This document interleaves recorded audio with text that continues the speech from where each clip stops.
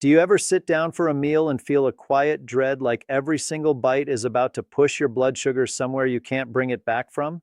Especially when there's meat on the plate. I want you to take a slow breath because the story you've been told about meat and diabetes is in most cases simply wrong.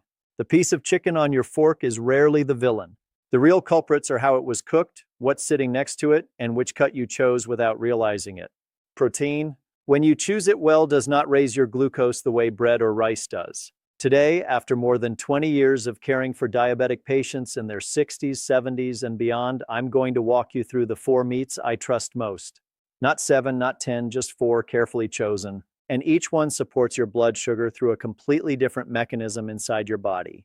The fourth one I'll reveal, I'll be honest, is one that 10 out of 10 of my diabetic patients have never tried. It's leaner than industrial beef by about 30%. It has a far better fat profile and it contains something that may actually help your cells become sensitive to insulin again. Stay with me until the end because I'm also going to show you the plate model I've been using with my patients for 2 decades and 3 cooking mistakes that quietly destroy blood sugar even when you swear the meat was healthy. Before we go further, I'd love to know something about you. Which meat did you eat most often this past week? Chicken, pork, beef, or something else? Drop one word in the comments so I understand your habits. And if this is your first time here, please subscribe because this channel is built for people over 60 who want to manage their blood sugar with strategy, not fear. Here's something most doctors never explain clearly, and it changes everything about how you should think about meat after the age of 60. Your muscles are not just there to help you stand up from a chair or carry the groceries. Your muscles are the largest storage tank for sugar in your entire body. After you eat, roughly 70 to 80% of the glucose floating in your bloodstream gets pulled into your muscle cells where it's safely stored or burned for energy. The bigger and healthier your muscle mass, the larger that storage tank and the less sugar spills into your bloodstream. I want you to picture your muscles as a reservoir. After 60, that reservoir starts shrinking on its own slowly, year by year. If you stop sending in enough protein to refill it, you're essentially drilling small holes in the walls of your own water tank. And then you wonder why your blood sugar keeps creeping up no matter how carefully you avoid bread. The fear of meat that so many of my patients carry is ironically accelerating the very disease they're trying to control. Now here's something even more remarkable, and very few patients are ever told this. When you eat high-quality protein, your gut releases a hormone called GLP-1 from the L cells lining your small intestine. GLP-1 tells your pancreas to release insulin at the right moment after a meal. And it slows down how fast your stomach empties, which keeps your blood sugar curve flat instead of spiking. Does that sound familiar? It should, because GLP-1 is the exact same hormone that drugs like Ozempic and Mounjaro are designed to mimic. In other words, when you choose the right protein, you're activating a natural version of Ozempic inside your own body every single time you eat, and it costs you nothing. A major study from the PRA Age Working Group published in 2013 in the Journal of the American Medical Directors Association recommended that adults over 65 aim for roughly 1 to 1.2 grams of protein per kilogram of body weight each day. That is about 25 to 50% higher than the standard recommendation. Now, this does not mean more is always better. If you've been told you have advanced kidney disease, your needs are different and your doctor needs to guide that number for you personally. Let's get into the list. Number 1 won't surprise you, but the way I want you to use it just might. Number 1 is skinless chicken. And I know what you're thinking. Of course, it's chicken. Every diabetes article mentions it. But hold on with me because there's a layer to this that almost nobody tells you about. And there's also a small switch you can make today that will probably surprise you. Let's start with the numbers because they matter. 100 grams of skinless chicken breast gives you about 31 grams of protein, 3 grams of fat, and 0 grams of carbohydrate. To your blood sugar, that's about as clean as protein gets. It's almost pure fuel for your muscle tank with nothing extra to push glucose upward. But the real magic of chicken isn't just in the numbers. It's that high-quality protein from poultry is one of the strongest triggers for that natural GLP-1 release I just described. Every time you sit down to a piece of grilled chicken with vegetables, you're nudging your own pancreas to behave the way those expensive injectable medications try to force it to behave. It's the same biological pathway, just slower, gentler, and built into the way your body was designed to work. Now here's the switch most people over 60 have never considered.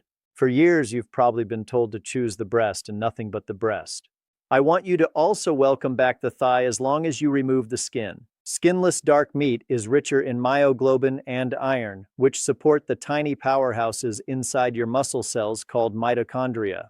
The thigh is also softer, juicier, and far easier to chew, which matters more than people admit when you're 65 or 70 and you've got dry mouth from metformin or sensitive teeth. The difference in saturated fat between a skinless breast and a skinless thigh is only about 5 grams per 100 grams. In exchange, you get more flavor, more iron, and a piece of meat you actually look forward to eating. I want to share a quick story. Mary, 68, came to my clinic frustrated. Her fasting glucose had been stuck between 130 and 140 for months, even though she was taking her metformin religiously. When I asked her what she ate for lunch, she sighed and said, "Doctor, I've been eating boiled chicken breast every single day for 6 months, and it's so dry, I have to wash it down with water. I'm losing my mind." So we didn't add anything new. We just switched her to baked skinless thigh with herbs and a side of steamed vegetables. 8 weeks later, her fasting glucose was running between 105 and 115. The secret wasn't eating more protein. The secret was eating protein in a way she didn't want to quit. Now, a warning.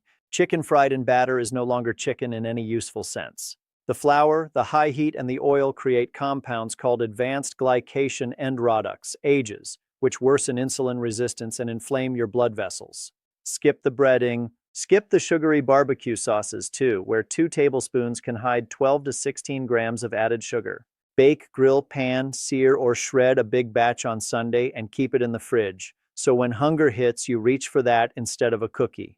Chicken is solid, but there's a meat that 9 out of 10 of my diabetic patients have been told to avoid, and they're missing out on a vitamin their body is losing through their urine every single day. That meat is pork, lean pork to be precise. And that distinction is everything. So number 2 on my list is lean pork. And I already know some of you are bracing yourselves, maybe even raising an eyebrow at the screen. Pork doctor? Really? Stay with me, because the science is going to surprise you. Let's start with what most people get wrong. When you hear the word pork, your mind probably jumps to bacon, sausage, and ham. Those are not lean pork. Those are processed pork. And they belong in a separate category that I want you to avoid as much as possible because they're loaded with salt, nitrites, and additives that genuinely raise cardiovascular risk. I'm also asking you to leave pork belly off the table. Its saturated fat content is too high to support inflammation control. But pork tenderloin and pork loin, those are different animals, both literally and nutritionally. 100 grams of roasted pork tenderloin gives you about 26 grams of protein, 4 grams of fat, and roughly 143 calories. Compare that to skinless chicken breast at about 31 grams of protein, 3 grams of fat, and 165 calories per 100 grams. They're nearly identical. The pork is just as lean, just as protein-rich, and in some ways slightly easier on your wallet. For most of you, this single fact has been hidden from you for decades. Here's where pork becomes truly special and where it does something no other meat can do. Pork contains 5 to 10 times more thiamine vitamin B1 than any other common meat. And this matters enormously for you because people with diabetes excrete thiamine through their urine at a rate 15 to 25 times faster than people without diabetes. A study published in Diabetes by Thorney and colleagues in 2007 found that patients with type 1 and type 2 diabetes had blood thiamine levels around 75% lower than healthy controls. This is a silent deficiency that almost no one tests for, and it has consequences your doctor probably hasn't connected for you. Now stay with me because this is where thiamine becomes a direct blood sugar story, not just a nerve story. Thiamine is the chemical key that unlocks 2 enzymes inside every one of your cells: transitase and pyruvate dehydrogenase. These are the enzymes your cells use to actually burn glucose for energy. Without enough B1, those enzymes slow down, and the glucose you ate gets stuck halfway through the process. It enters the cell, but it can't move forward. Think of it as cellular glucose constipation. The sugar gets in, but it has nowhere to go. So it backs up as pyruvate and lactate, causing quiet oxidative stress and fatigue. This is part of why some of my patients eat almost no carbohydrates and still see stubbornly high blood sugar.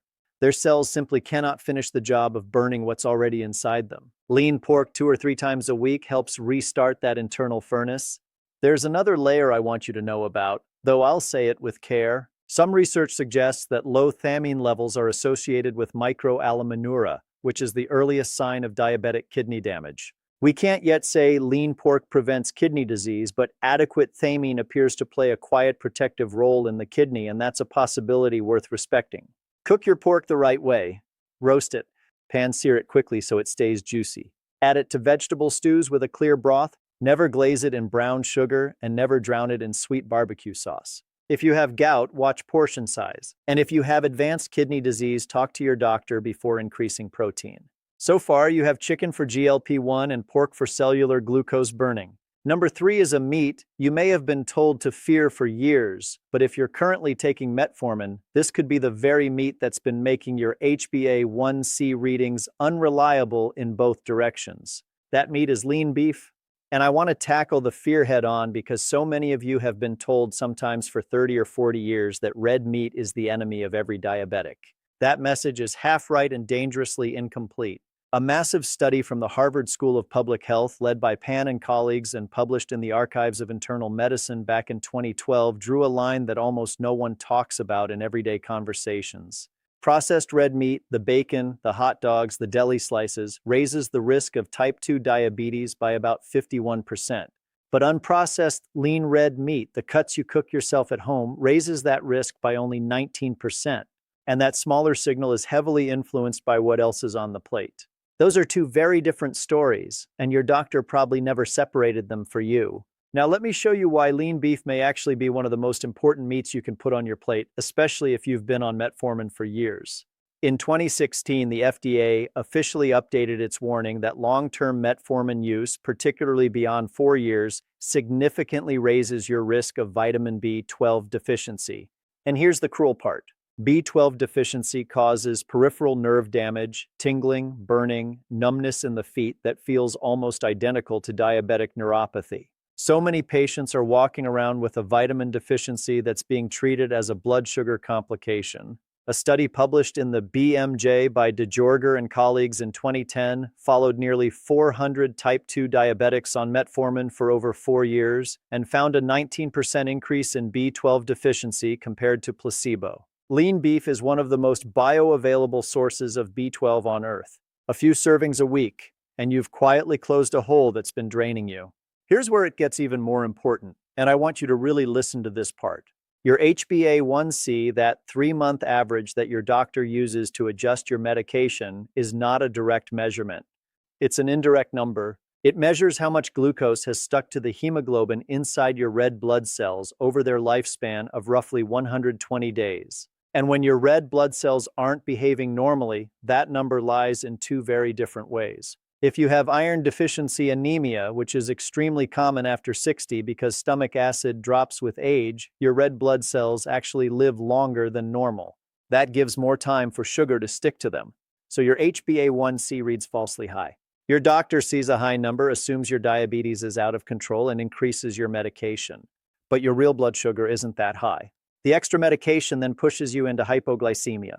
And at your age, low blood sugar isn't just dizziness. It's a fall, a broken hip, a stroke, sometimes worse. On the other side, if you're B12 deficient from years of metformin, your red blood cells can die early before they've had time to gather glucose. Now, your HbA1c reads falsely low. You look at the result, see a 6.5, and feel reassured.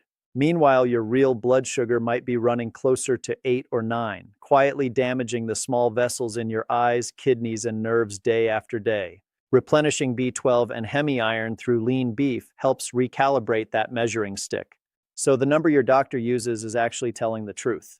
The hemi-iron in beef is absorbed at 15 to 35% compared to 2 to 20% from plant sources. That difference matters enormously for older adults with reduced stomach acid. But here's the balance. Iron in excess can cause oxidative stress on the insulin-producing cells in your pancreas.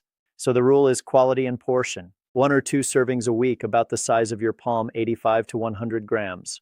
Choose sirloin, tenderloin, eye of round, or lean ground beef, 93% or leaner. Let me ask you something honestly.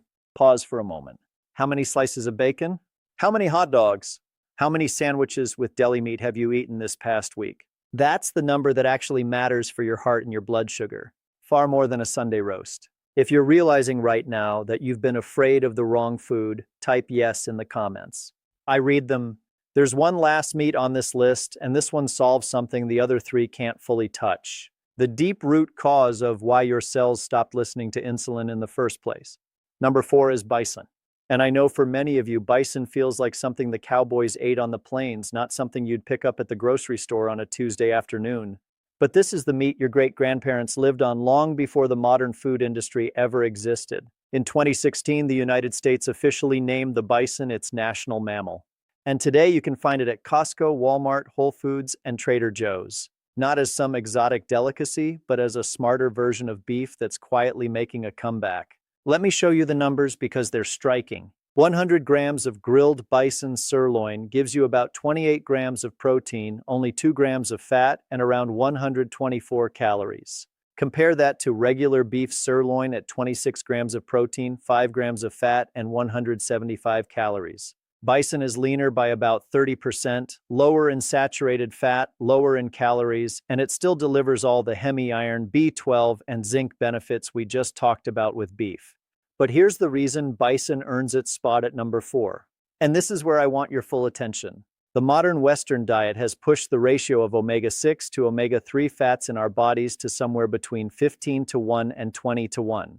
Evolutionarily, your body was designed to function around 1 or at most 4:1. Excess omega-6 isn't just an inconvenience. It causes your body to manufacture inflammatory messengers, prostaglandin E2 and leukotriene B4, that keep your tissues in a state of low-grade inflammation 24 hours a day, year after year. Most bison sold in the United States is grass-fed or grass-finished, which means the ratio in bison meat sits closer to 3:1 or 4:1, right where your body wants it.